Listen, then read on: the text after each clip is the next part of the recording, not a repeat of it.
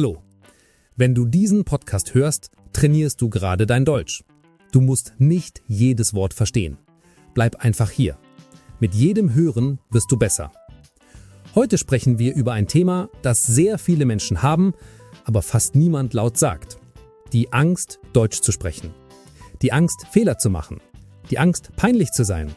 Die Angst, dass andere lachen. Kennst du das? Dann ist diese Folge für dich. Bleib dran. Diese Folge kann dein Gefühl für Deutsch komplett verändern. Guten Tag, liebe Hörerinnen und Hörer.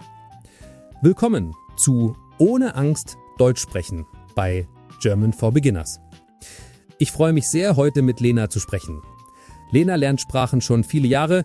Sie arbeitet mit Deutschlernenden und sie kennt diese Angst sehr gut, aus eigener Erfahrung. Lena, schön, dass du da bist.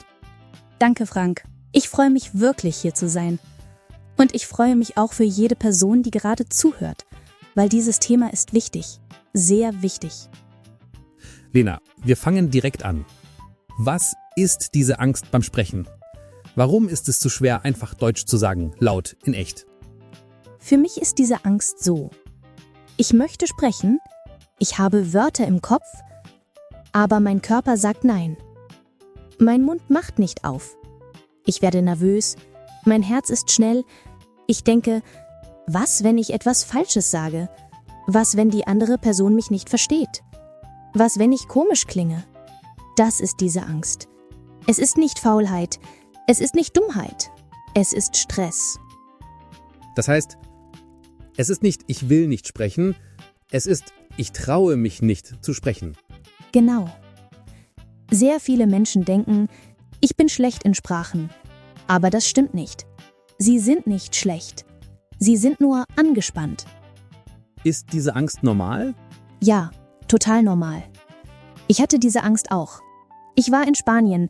Ich wollte nur einen Kaffee bestellen. Nur einen Kaffee. In meinem Kopf war der Satz: Ich habe ihn geübt. Ich habe ihn 10-mal geübt. Und dann kam die Person und ich habe nichts gesagt. Ich habe nur gezeigt. Mit dem Finger. Auf die Karte. Ich habe mich geschämt. Ich habe gedacht, oh nein, warum kann ich nicht einfach reden? Das ist normal. Das passiert so vielen Menschen. Warum fühlt sich das so schlimm an? Es ist doch nur Sprechen, oder? Es ist nicht nur Sprechen.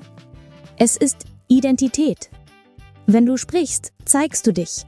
Deine Stimme, dein Gesicht, dein Akzent. Und wir haben Angst, dass Menschen uns bewerten. Wir haben Angst vor diesem Blick. Kennst du diesen Blick? Der Blick von: Hä? Was hast du gesagt? Und diese Angst macht den Körper zu. Der Körper sagt: Stopp, Gefahr. Also ja, für dein Herz, für dein Nervensystem ist Deutschsprechen manchmal wie: Achtung, Gefahr. Ich finde das sehr stark, was du sagst, weil viele Leute denken, ich bin das Problem. Ja, und das ist falsch. Die Person denkt, ich bin dumm, ich rede schlecht, ich klinge wie ein Kind. Aber oft ist nicht die Person das Problem, sondern die Situation. Zum Beispiel, die andere Person spricht schnell. Es ist laut. Du bist müde. Du hast Stress bei der Arbeit. Du hast Angst, unhöflich zu sein. Das ist viel. Und dann sagen Menschen, warum rede ich nicht perfekt? Ganz ehrlich, natürlich redest du nicht perfekt. Du bist ein Mensch, kein Roboter. Du hast vorhin gesagt, der größte Feind sitzt nicht draußen, er sitzt drinnen. Was meinst du? Ich nenne diese Stimme der innere Kritiker. Der innere Kritiker sagt, das ist falsch. Das klingt peinlich. Bitte sag lieber nichts. Warte, bis dein Deutsch perfekt ist. Und weißt du, was verrückt ist? Andere Leute sind oft freundlich. Andere Leute sind oft geduldig. Aber unser eigener Kopf ist brutal. Wir sind hart zu uns selbst. Viel härter als andere Menschen. Das klingt wie Perfektionismus. So, ich spreche erst, wenn mein Deutsch gut ist. Ja, das ist sehr gefährlich. Perfektionismus sagt, ich spreche morgen, nicht heute. Aber Perfektionismus ist ein Trick, weil morgen kommt nicht. Ich habe Menschen gesehen, die sagen seit 2 Jahren, ich höre erstmal Podcasts, ich lerne erstmal Grammatik, bald spreche ich. Und dann sprechen sie nie, weil Perfektionismus klingt schlau, aber er ist eigentlich nur Angst mit schönem Kostüm. Hast du eine echte Geschichte von jemandem, der lange nicht gesprochen hat? Ja, ich erzähle dir von Amir. Amir ist nach Deutschland gekommen. Sein Deutsch war A2. Er konnte Wörter, er konnte Sätze, aber er hat nicht gesprochen. Nie, gar nicht. Er hat nur genickt oder gelächelt oder Englisch benutzt. Ich habe ihn gefragt, warum sprichst du kein Deutsch? Du kannst doch. Und er hat gesagt, ich will nicht wie ein Idiot klingen. Das war sein Wort, Idiot. Und dann habe ich ihm gesagt, weißt du, wie du für mich klingst? Du klingst wie ein Mensch, der mutig ist und hier ein neues Leben baut. Er hat geweint, weil niemand hatte das so gesagt. Alle haben gesagt, sprich mehr Deutsch. Niemand hat gesagt, ich sehe deinen Mut. Nach ein paar Wochen hat er angefangen, kleine Sätze zu sagen. Nicht perfekt, aber echt. Und weißt du was? Die Leute waren freundlich. Sein Bild im Kopf war schlimmer als die Realität. Das ist wichtig, weil manchmal ist ja auch Angst Schutz, oder? Ja, Angst sagt, ich möchte mich schützen. Du möchtest dich schützen vor Ablehnung, vor Lachen, vor, bitte was? Ich verstehe dich nicht. Aber hier ist das Problem. Wenn die Angst dich schützt, dann schützt sie dich nicht nur vor Schmerz. Sie schützt dich auch vor Fortschritt. Sie macht dich sicher, aber sie macht dich stumm.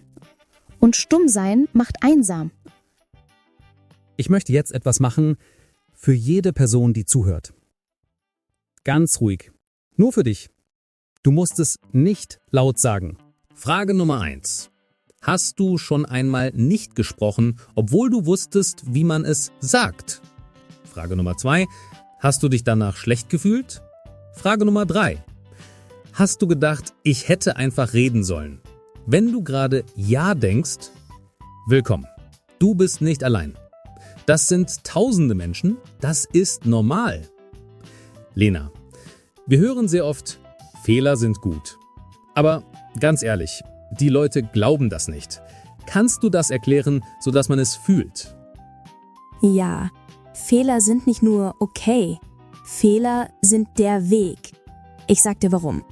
Wenn du einen Fehler machst, passiert etwas Starkes. Die andere Person korrigiert dich. Dein Gehirn merkt, so ist richtig. Und, wichtig, du bekommst sofort echtes Deutsch, echtes Leben, echte Situation. Das ist besser als jedes Buch. Ein Beispiel. Du sagst, ich will ein Brot bitte. Die andere Person sagt, du meinst, ich hätte gern ein Brot bitte. Boom, das ist Lernen in echt. Du wirst es nie wieder vergessen. Wenn du aber nicht sprichst, dann kommt auch keine Korrektur. Dann kommt kein echtes Deutsch, dann bleibt alles nur Theorie. Also, Fehler machen gleich Lernen aktiv einschalten. Nicht sprechen gleich Lernen ausschalten. Viele haben Angst, dass andere lachen. Ja, das ist eine große Angst. Ich sag immer, es gibt 2 Arten von Menschen. Art 1, Menschen, die dich respektieren. Diese Menschen lachen nicht. Sie helfen dir. Art 2, Menschen, die dich nicht respektieren. Diese Menschen lachen vielleicht. Und hier ist der wichtige Punkt.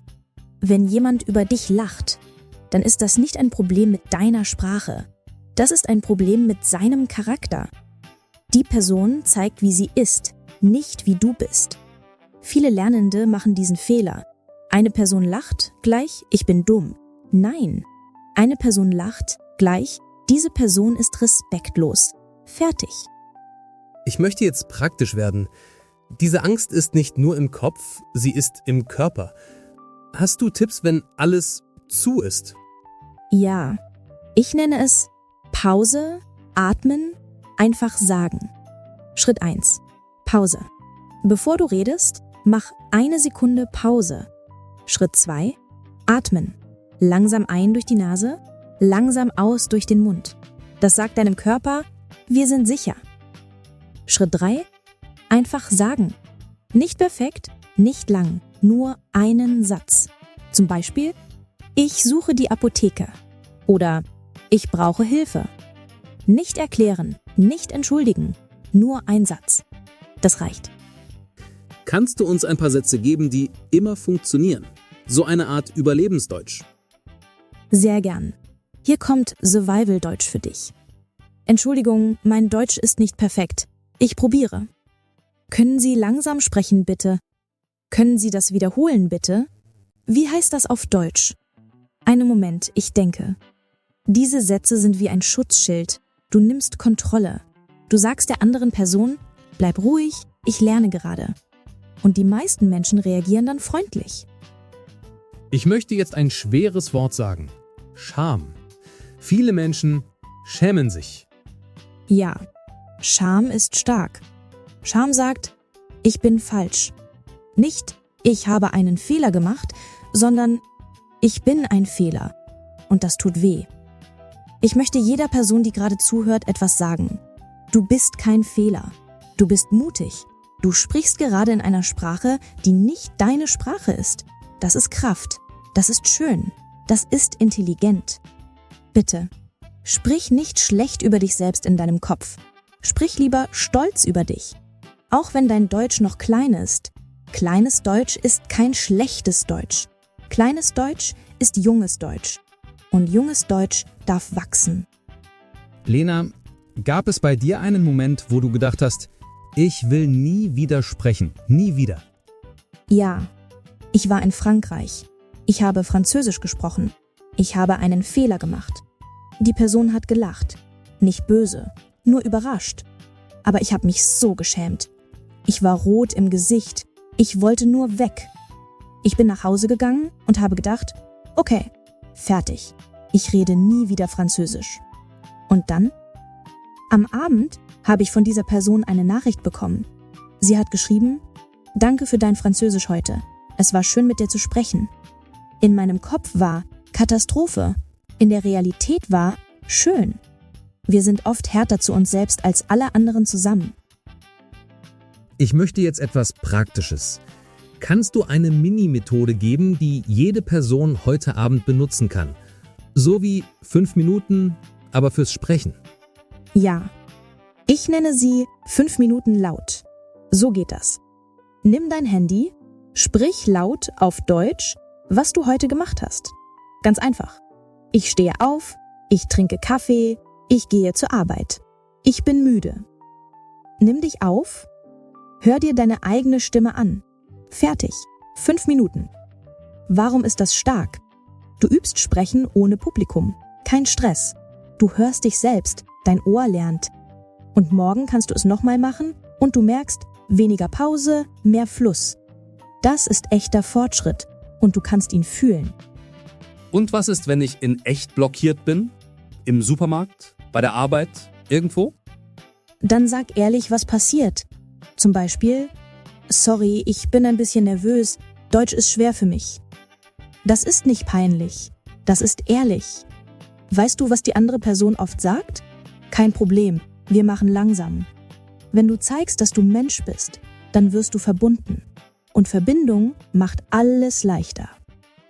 Viele sagen, mein Ziel ist, ich will fließend Deutsch sprechen.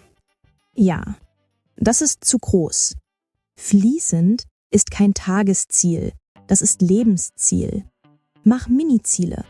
Heute, ich sage einen Satz auf Deutsch zu einer rechten Person. Nicht perfekt, nur einen Satz. Morgen, ich stelle eine Frage auf Deutsch, zum Beispiel im Geschäft. Haben Sie das in Größe M? Wenn du jeden Tag einen kleinen Kontakt machst, nicht 100, nur einen, dann wächst dein Mut wie ein Muskel. Mut ist ein Muskel. Mut wird stärker, wenn du ihn benutzt. Okay, worst case. Ich spreche Deutsch. Ich mache Fehler. Die andere Person ist unfreundlich. Was soll ich machen? Wir machen einen Plan. Plan A. Du sagst Danke. Ich lerne noch. Und du gehst weiter. Plan B. Du wechselst die Sprache. Deutsch aus, andere Sprache an. Auch okay. Plan C. Du sagst in dir, nicht meine Person. Ganz wichtig, wenn jemand unfreundlich ist, ist das kein Test für dein Deutsch. Das ist ein Test für ihren Charakter. Nicht du musst dich schämen, die andere Person muss sich schämen. Du darfst stolz bleiben. Bitte sei stolz auf kleine Schritte. Kleine Schritte sind echte Schritte. Kleine Schritte sind die Schritte, die dich wirklich tragen. Lena, kannst du uns zum Schluss eine kurze Zusammenfassung geben? 4 Punkte, die jede Person behalten soll. Gerne. Erstens. Die Angst ist normal. Du bist nicht allein. Du bist nicht schlecht. Du bist ein Mensch. Zweitens. Perfektionismus lügt. Wenn du wartest auf perfekt, dann sprichst du nie. Sprich unperfekt. Unperfekt ist echt. Drittens. Mach kleine Schritte. Ein Satz am Tag. Eine Frage am Tag. Deutsch in die Kommentare. Schreib, mein Satz war, zum Beispiel, ich brauche Hilfe. Warum machen wir das? Erstens, du übst Schreiben. Zweitens, du siehst deinen eigenen Mut. Drittens, andere Menschen sehen, ich bin nicht allein. Das ist wichtig. Wir lernen nicht nur Sprache, wir lernen, ich darf hier sein. Lena, vielen Dank für diese ehrlichen Worte. Danke dir und danke an jede Person, die gerade zuhört. Ich bin stolz auf euch. An alle Hörerinnen und Hörer, wenn dir diese Folge geholfen hat, gib uns ein Like. Das hilft wirklich sehr. Schreib uns in die Kommentare deinen Satz auf Deutsch. Wir lesen die Kommentare, wirklich. Und wenn du ruhig, freundlich und ohne Druck Deutsch lernen willst, abonniere German for Beginners. Sprich. Auch wenn du Angst hast. Sprich. Deine Stimme ist wichtig. Danke fürs Zuhören. Bis bald. Bleib mutig, lern weiter. In deinem Tempo.